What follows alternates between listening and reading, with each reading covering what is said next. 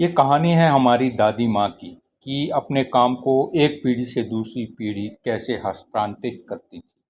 माँ तो बस माँ होती है।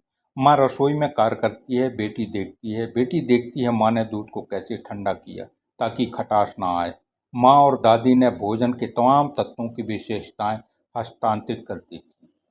वह चेतना के सॉफ्टवेयर में गहरे धस जाती है, बशर्ते यदि लड़की बचपन से देखती रहे तो।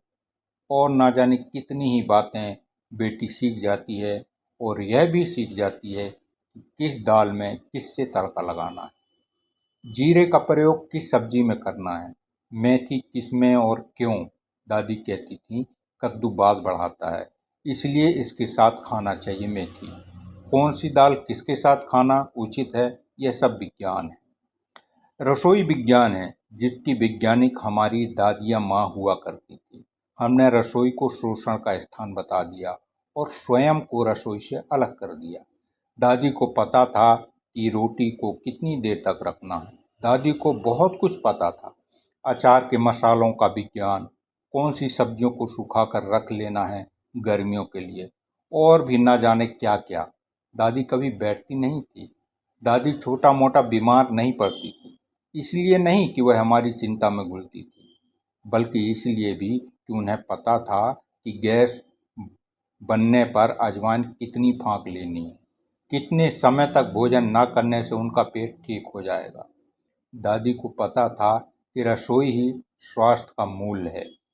फिर ऐसा क्या था कि स्वस्थ रहने वाली एवं ललित कलाओं में परिपूर्ण हमारी दादी जो क्रोशिया से बुन लेती थी संसार के कठिन से कठिन डिजाइन, वह पिछड़ी हो गई और हमने रसोई को काम करने को त्याग का पर्याय मान लिया। हमारा पतन कहाँ तक हुआ यह हमें पता ही नहीं। दादी इकोसिस्टम बनाए रखती थी। दादी चलता फिरता विज्ञान हुआ करती।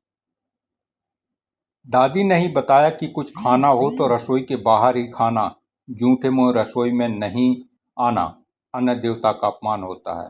भोजन फाँकना पकाना इसलिए क्योंकि वह परिवार के कल्याण के लिए है, क्योंकि वह गौ माता के लिए है, क्योंकि वह देवताओं के लिए है। और देवताओं के लिए पकने वाला भोजन क्या कभी चखना पड़ा?